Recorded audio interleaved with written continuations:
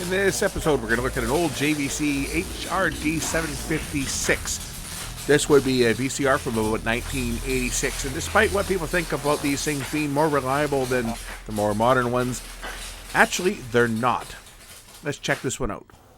This time I have a JVC HRD756. It has a tape stuck in it, and the person that owns it tried to open it up and stuff and said they dropped a grounding screw inside, so they didn't want to power it up again.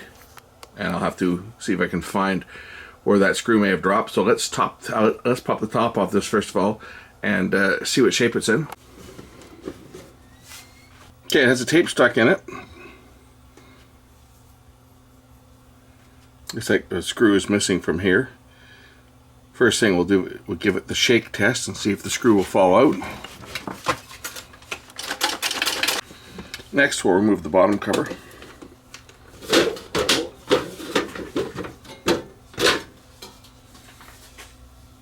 This unit uses an optical encoder, so there is no mode switch on here. This is it here. Optical sensors detect holes cut in the cam gear. So these fail. Sometimes these go bad, but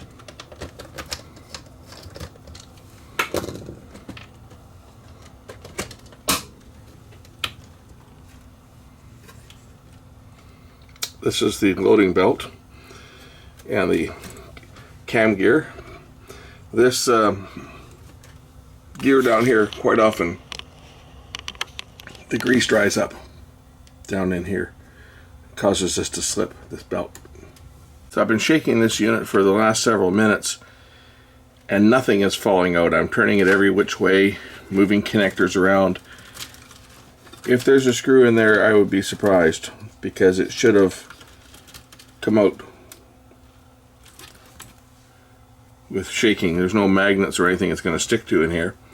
So I guess we'll power the unit up and watch for smoke.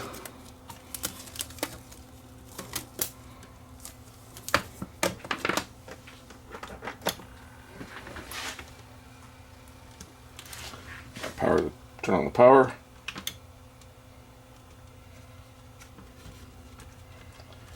No attempt for the loading motor to even come on. And one of the problems is this is bent. You see, when the cassette lifts up, it's supposed to flip this flange out of place, but what's happening is it's getting caught on this tab here. This flange should be more over like this, or bent down, or like that, so that it will kick it up and not get caught. This flange, of course, is there to stop what that's for. I mean, it can actually be removed. What this flange is for is that's to stop you from, when the cassette is down, and I've retracted the tape back into the shell, as you can see. When that is down, it's there to stop you from putting another tape in.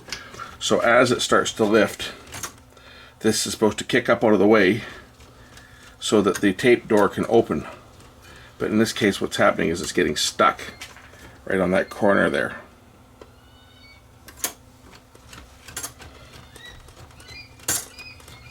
There, now it's out of the way. You see, now the tape door can open all the way up and the tape can be ejected. Except for the tape is stuck.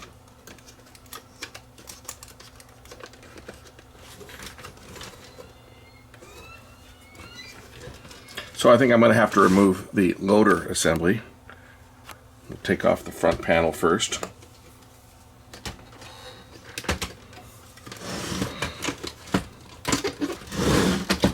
That, and then we'll remove the loader assembly.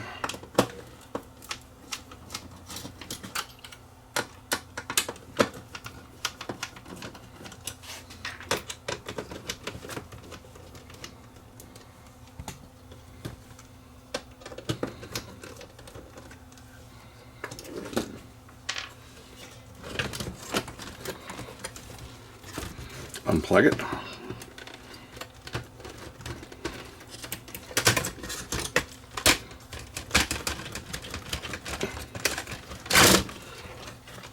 And fix the problem with the loader assembly, which the tape is a bit crunched here. Wind that back in. Okay, as you can see, the tape is stuck. It doesn't want to move.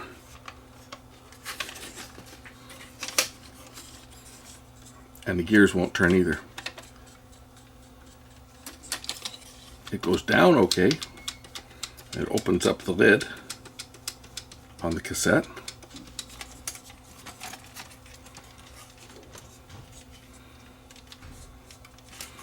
But when I go to eject it, it's now lifting this lid up. Is it sticking? I think this is just bent here is what the problem is. And it's preventing the lid from lifting up all the way. I think that's our problem. And then the lid is sticking the cassette.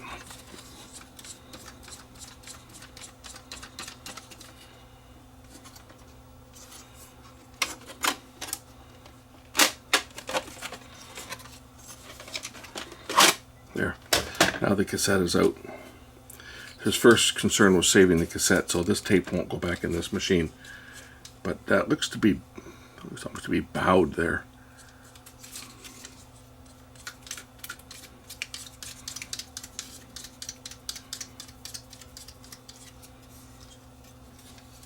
I think the problem is just this lever here is this is what's bent. That's what's causing the problem on this front loader.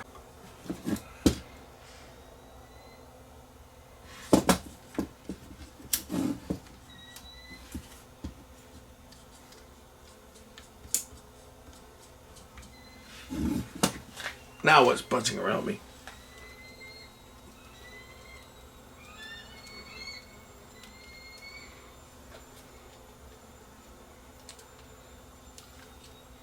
Get flies and bees and mosquitoes and everything buzzing around me today. You're gonna hear a big snap here in a minute if it flies into this fly swatter.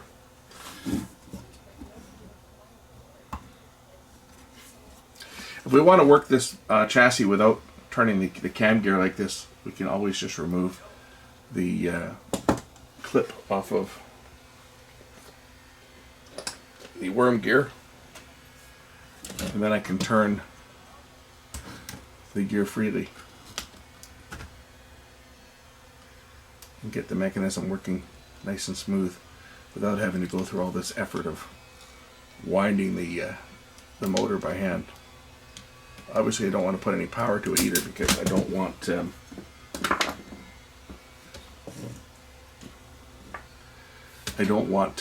break anything. Okay, so now with this disconnected, let's see how the mechanism, how freely it turns.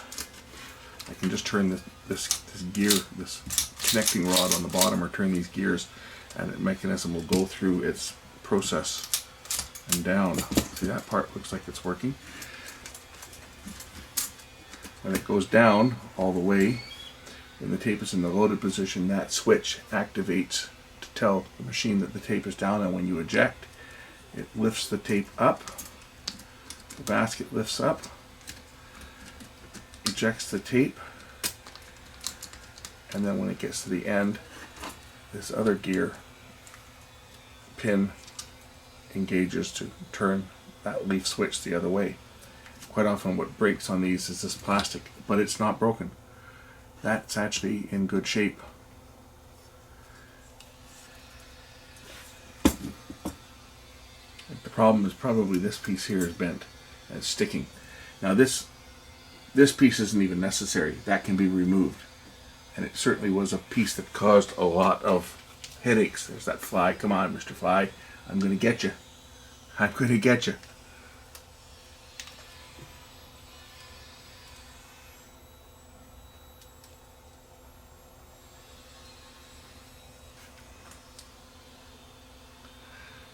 The elusive fly, I tell you, driving me crazy. I got one in here last night with one of those stink bugs. When I zapped it, it stunk me out of the shop. I had to vacate for a few minutes.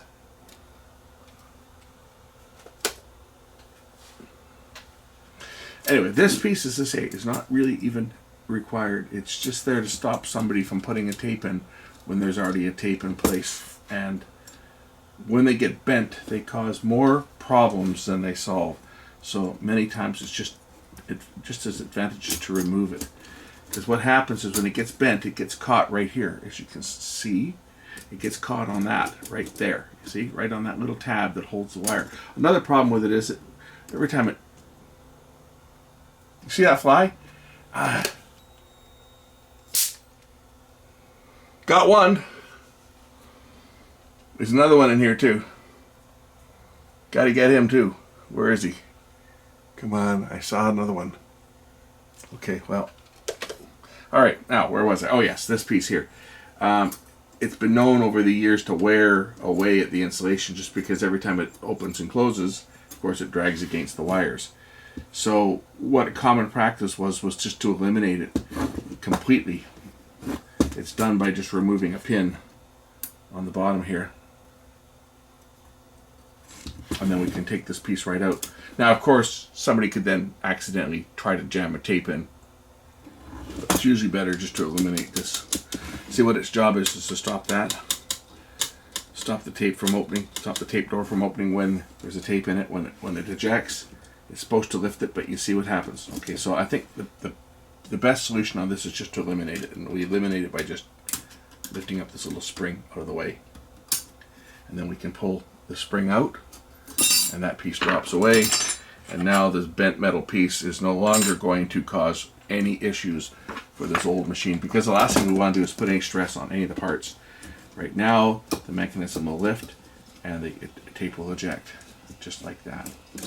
And if I put a tape in, I can use the customer's tape in this case. We'll eject this, we'll just run it through the motions by hand and see that it loads and unloads the tape. If I put the tape in, push the tape in place, the tape will go in, it will lift and it will drop. And to eject, the tape will lift up and it will eject. Just like that. And that's what we're going to do on this one. We're going to leave this piece out because this piece was nothing but trouble when it was new. You can see the bend in it. And there's just no way to get this thing exactly straight. But it was one of those extra pieces that whenever one of these came into the shop and it was jammed like this, it went away without it, and people were told, yeah, you know, when there's a tape in the machine, you can see that there's tape in the machine because it tells you, you know, a little tape indicator, right? It has a double door. So when there's no tape, it's like that, and when there's a tape in, it's like that. Okay, you know, just be careful. Don't try to stick another tape in. Don't let a 2-year-old operate the machine. I think that's what the whole purpose of that was for 2-year-olds. Anyway, let's put the gear back on and put the front loader back in and see whether the machine is going to operate now. Put the clip back on. We'll reinstall.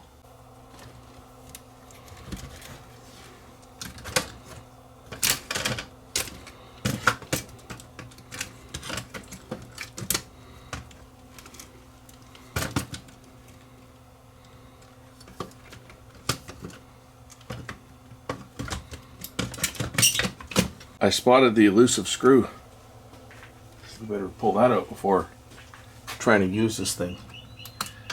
That's why it didn't shake out, because it was stuck in the mechanism. So now at least we know that we've got that elusive screw out. Let's see whether this unit will actually work. So got it connected up, powered up, got it taped. Well, first of all, see if it'll fast forward and rewind the tape. So let's turn it on. Hit rewind to make sure the tape moves. Oh, tape's not moving in rewind. Tape's not moving in fast forward either. So let's figure out why it's not moving. The cam gear here has to, or this little pendulum gear has to turn back and forth. There's a belt drive. The belt's not broken. See that on the bottom. We'll just turn the unit on its side so I can put it through the motions and see if the real hubs turn. If I rotate the cam gear on the bottom, or the drive gear on the bottom, you'll see that it does move the tape hub. So hopefully now it's in the right mode, and it is. Rewind's still not working, so we got an alignment problem on here. We have an alignment problem. If I put it into play, what happens? Probably nothing's going to work. Yeah, it's not even turning on the drum. And it's jamming. This belt is slipping for starters. This belt needs to be replaced for starters. It's slipping. That's for starters. What else is wrong? There's probably a few other things wrong with this besides just the belt. But we'll start out with a new belt.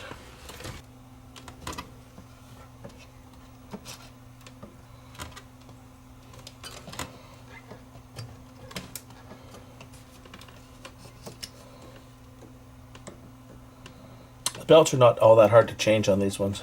A pair of needle nose pliers and usually a screwdriver is all that's needed just to fit it in place and pull it around the motor.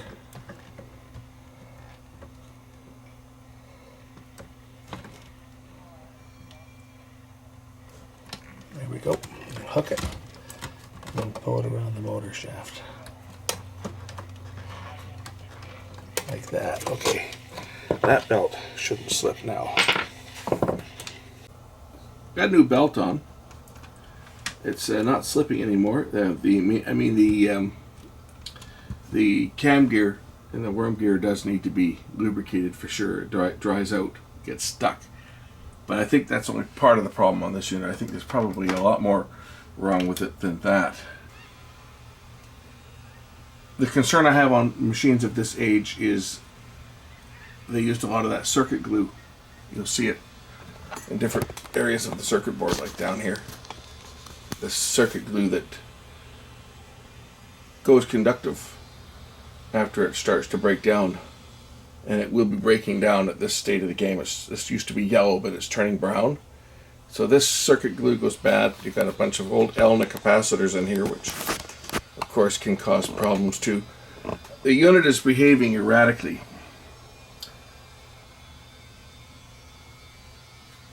Like when I load that tape, this part goes smooth. If I try to fast forward, it's fast forwarding okay. Rewind is not working. And now fast forward is not working either.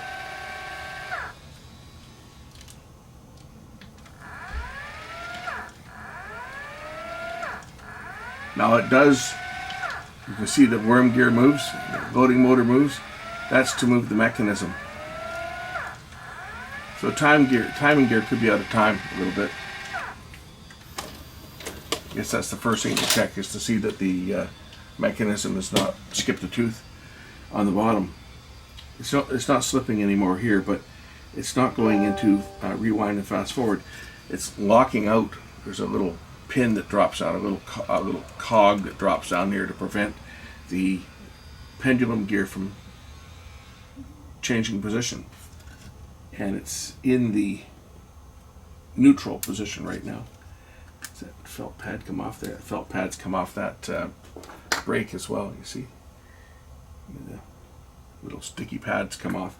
That has to be glued back down onto this brake arm. It's almost like the mechanism doesn't know what mode it's in, like perhaps that optical sensor is no good, because when I load the mechanism manually like this, when I power the unit up, it should automatically unload the tape, right? It should automatically retract the guides and everything should go back to the reset position, but it's not. Almost like it doesn't know what mode the mechanism is in. It thinks that the tape is unloaded right now.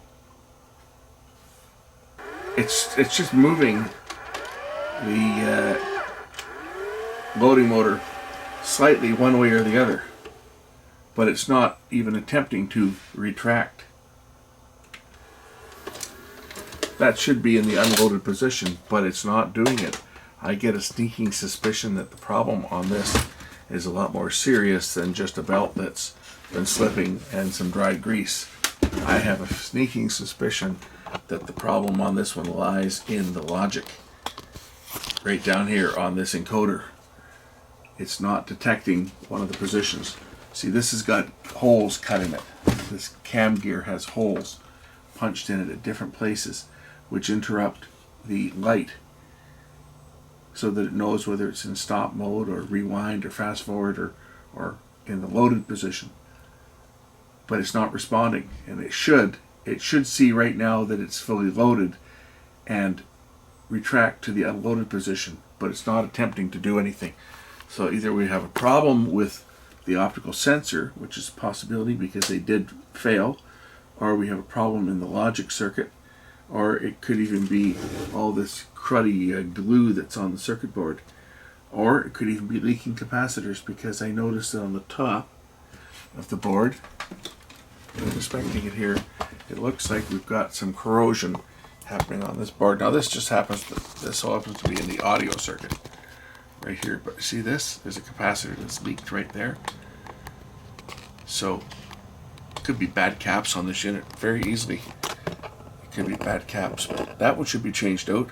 I can't see this one causing the problem because this is in the video circuit, right?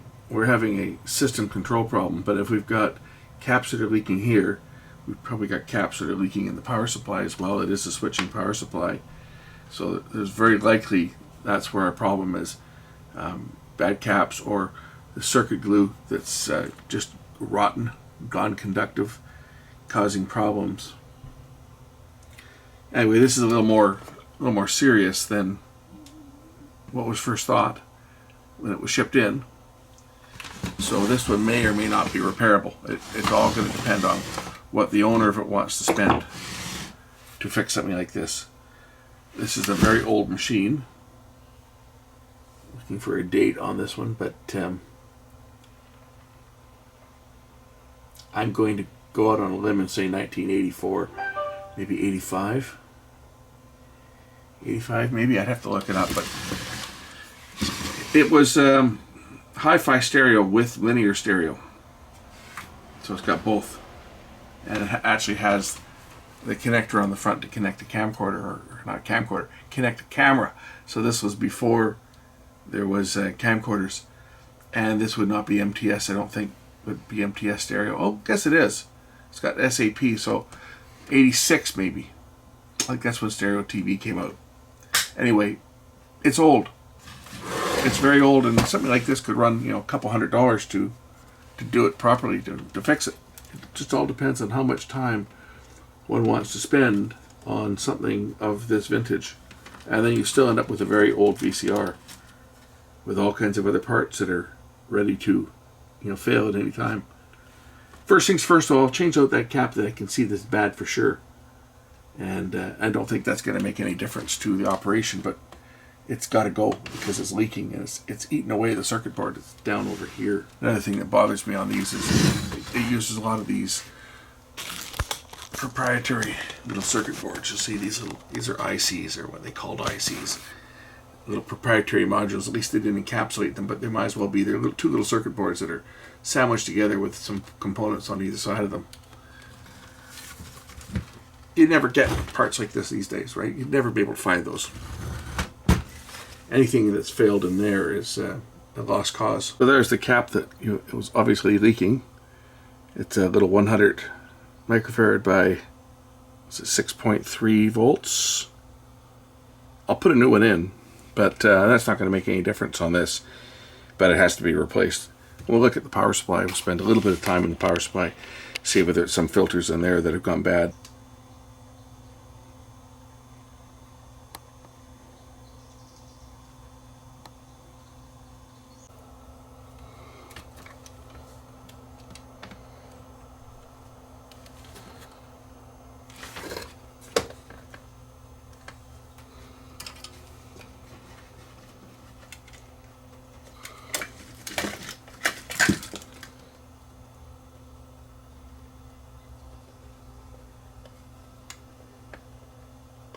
Okay, I've changed that bad capacitor that was leaking, and I had to rerun the negative terminal over to where there were good trace because it was burned away. I'm going to look into the power supply before I go any further on this unit here, and again at that point we'll take a look and see how bad it is, but I'm sure that it's probably going to be full of leaky caps.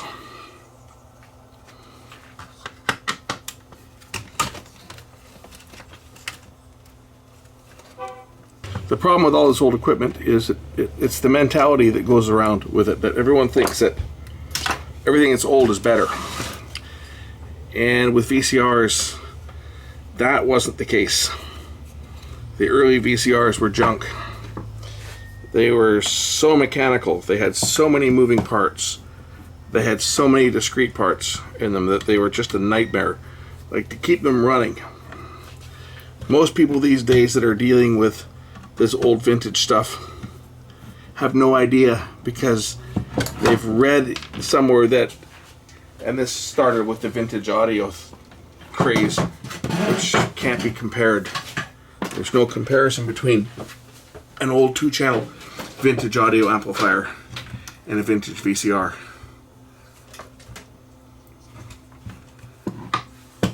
Old vintage amplifier, there's not a heck of a lot that can go wrong with it. Old vintage VCR, everything can go wrong with it. And it usually does, because it's mechanical. It's the same for these old vintage tape recorders that everyone seems to want to get their hands on, an old vintage tape recorder.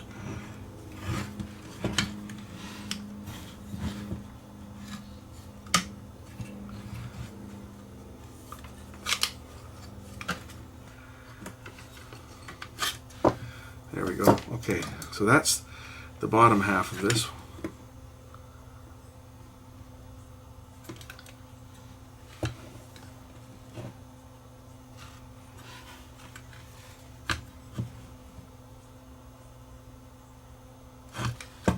This is multiple switching power supplies. It's not just one, it's multiple. There's one main one here, right? This is where the mains voltage comes in, and make sure that this is discharged. Right, little snap here. Good, no juice on it. But this is the main power supply here. And then there's other little sub power supplies with their own little transformers on this board.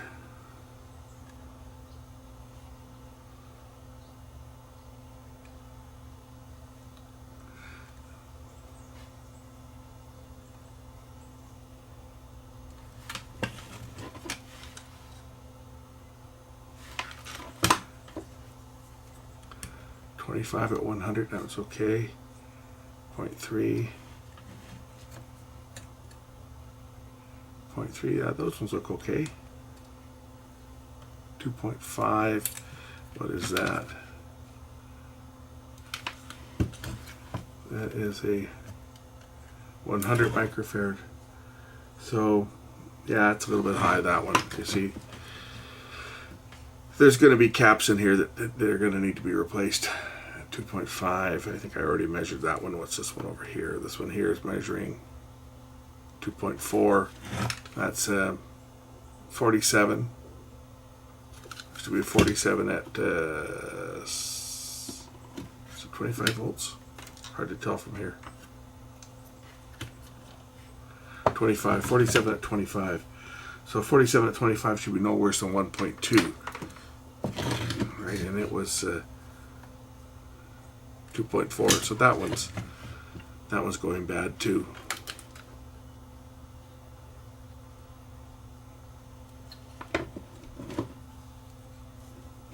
And then some of the bigger ones over here. That one's okay. That one looks okay. That one looks okay.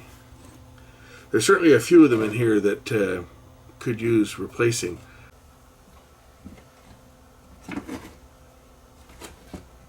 Grounding screw here. Oh, that's loose.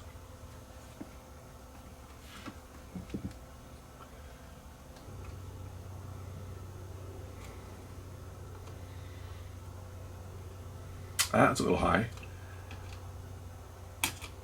What is this one? C54. Can't even see it down there. It's buried down inside there. Yeah, that one looks like the top is bulging up a bit on that one, C54. We'll just take out this screw here and see whether this whole thing will flip out. Oh, it does. Okay. So, like 6.6. We'll just pull that one out of the circuit.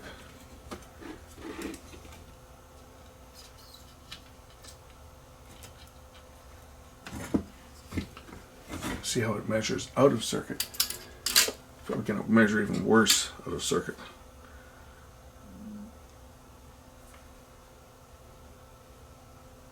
.8. That's a 33. For the voltage, this one is. This is a 63 volt. So should be between 0.56 and 1.5. And this one here is measuring 10 ohms. So this one's definitely, that one's definitely open, and that could contribute to the problems we're having. What I'll do is I'll change a few of these caps out that I can get at here, and we'll try it with that and just see whether that changes up anything that we're seeing in the way that this is operating.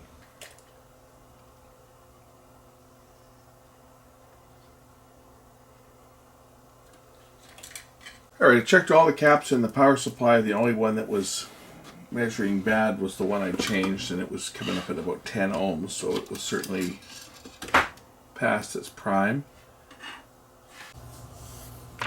Okay, power supply's back in. Power the unit up. You see it powers up, but it's not trying to unthread the tape.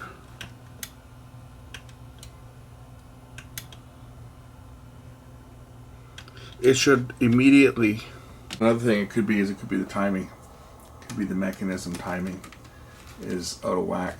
If there's a gear that's broken, for example, one of the cam gears has got a tooth missing off of it. It could be this optical sensor. Just going to pull this sub cam off and take a look under here, just see if there's any sheared off teeth off the sub cam.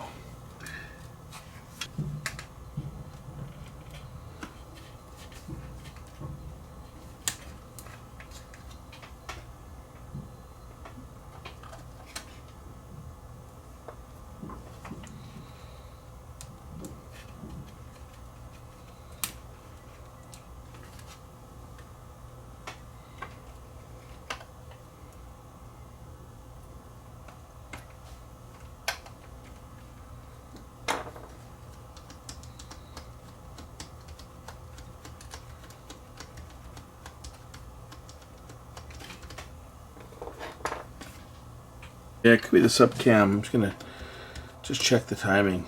I'm going to pull the top sub cam out from the top. Make sure everything's lined up properly.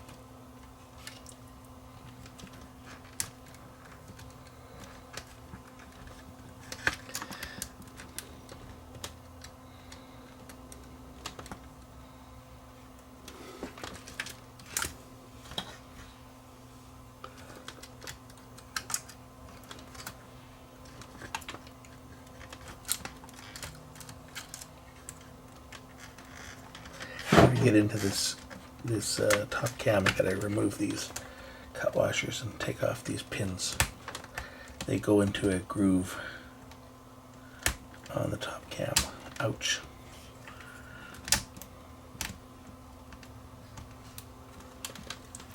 It's been so long since I've worked on one of these machines, I tell you, I've forgotten more about how complicated these mechanisms are than I think I ever knew.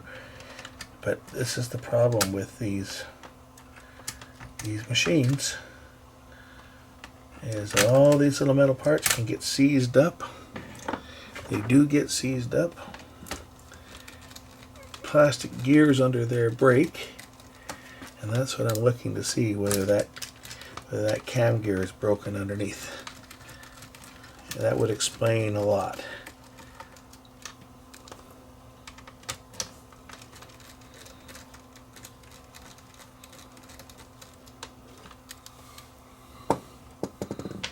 Okay, I should be able to lift out now if I can get that out of the way.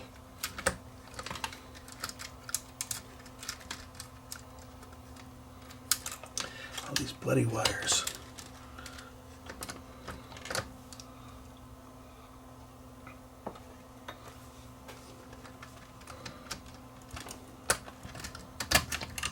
Okay, now I can check the cam gear a little better. So this is the underside of the cam gear.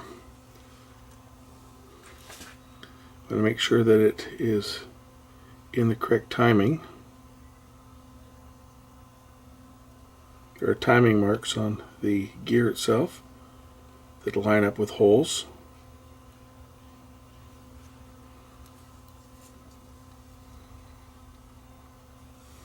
That hole there lines up with the hole at the bottom of the chassis.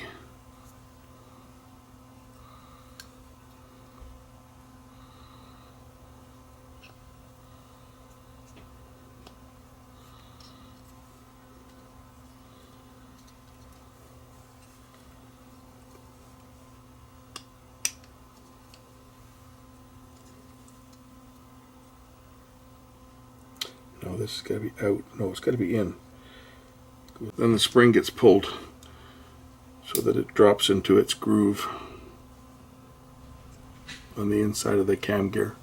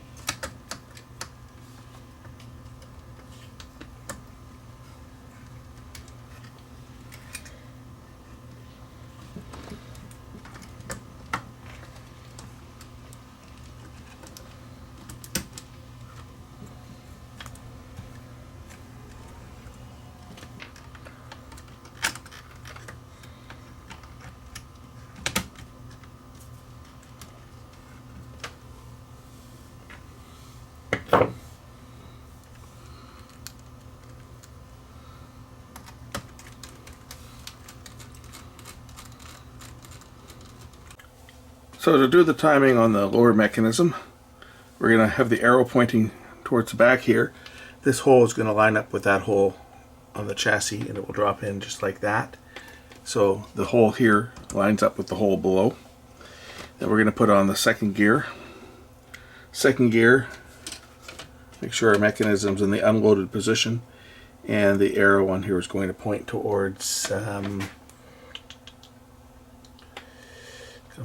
this hole over here, so that it's under spring tension.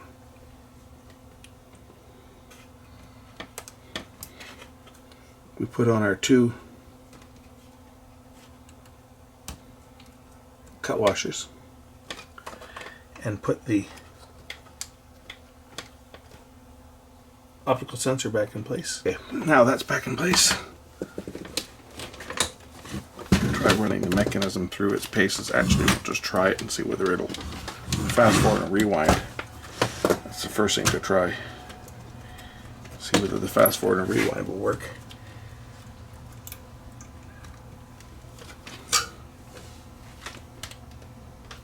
So apply power.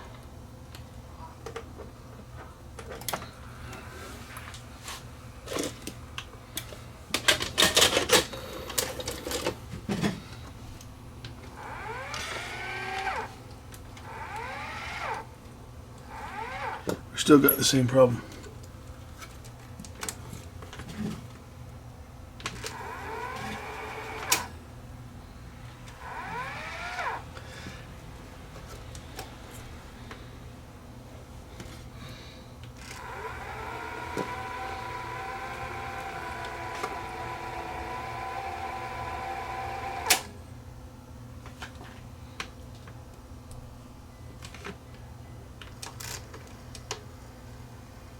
It will thread,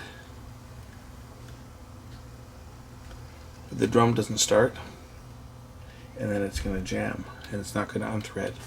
We're back to exactly the same fault that we had before. This is it's going to be either that optical sensor is bad, or there's a problem with the logic. Something in system control is not working. Pretty sure it's the optical sensor. Let's scope it and see whether we're getting readouts from both of the photo transistors. So this is going to measure a low or a high. We have a ground, we have an input, we have ground and an input, like a DC voltage, and then we have the 2 return voltages. So if I scope one of them here, when I go into fast forward or rewind, watch the scope. Okay, that one's being detected. The other one should be this one here, and it should also indicate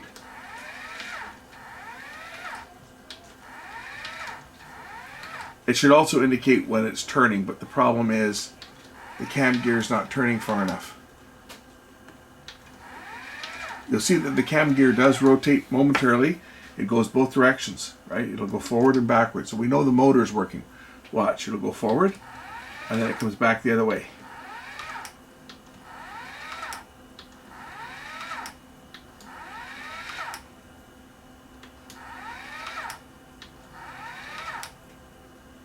If I enter play, just see what happens. It's going to jam, I'm sure, but we'll see if we get any action happening here. Whoops, wrong button. Play. Okay. It stays high the entire time.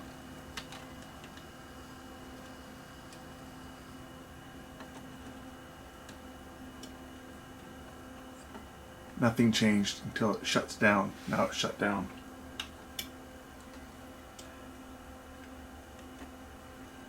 Now normally they would be going high and low as the optical sensor was being interrupted, but only one of them is registering, so I think the problem is probably that part, which I say good luck trying to get one of those parts today.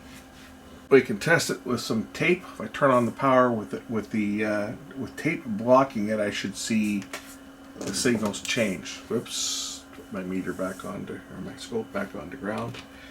We'll figure out which ones are the sensor lines and which one's power. It'll shut itself down because the sensor's not connected, and also the loading motor is not connected because I don't want it, jamming. So power, that one's got power. Okay, so, and this one's got to be ground. So these are the outputs. So right now they should both be the same. That one's high, and that one's ground. Okay, now when I remove the tape, the one that was high is remaining high, and the one that was grounded before is now going high because the light is hitting it. So we have one that's always sending out a signal, right? This one here. So if I put the tape through here, you'll see that it will go to ground, and the other one is staying high all the time. Same over here. We go to the next one. This is the power going in. You see? So one of these phototransistors is shorted. That is the problem. That one there is always high. This one here, when I put the tape in, as you can see, it's going high and going low. There is our problem. I've been suspecting this all along. See, it's not changing. Here's the other one. This one is changing. This one's not changing.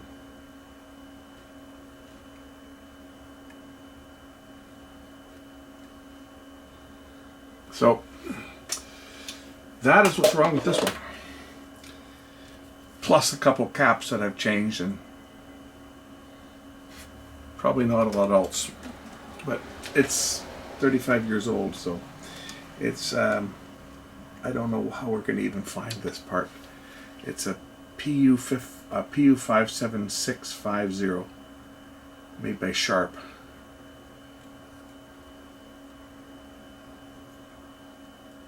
I will check the solder connections on them.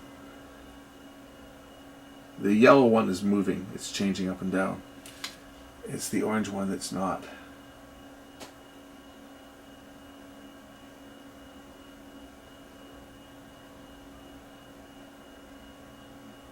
Both the diodes are in series with each other. There's two LEDs here. They're just in series. But it's the yellow wire is the one changing, and the orange wire is not. I'll just check the solder connections on the on this little sensor here, just to make sure it's not a bad connection on the sensor. I'm sure it's not. I'm sure it's the sensor that's bad, because I did change a fair number of these units when they were when these machines were around. They weren't all that reliable.